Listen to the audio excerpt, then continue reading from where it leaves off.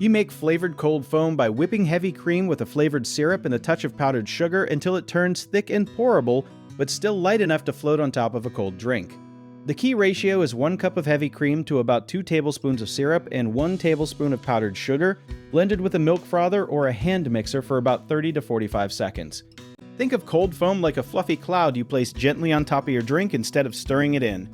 The magic trick that most people do not know is that using half and half instead of heavy cream can actually make a lighter, silkier foam because it has less fat, which means it whips up smoother without turning into whipped cream by accident. Another secret many pop-up stands use is adding a tiny pinch of salt to the mixture, because salt makes sweet flavors like vanilla, caramel, or brown sugar taste bolder and more balanced.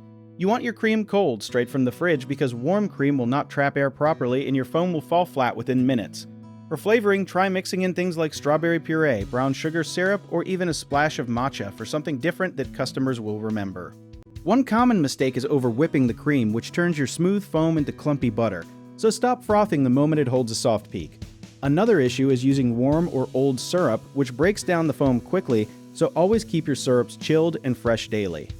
People also forget that food coloring can clump if added too early, so always mix your color in after the cream is already partly frothed for an even, pretty finish.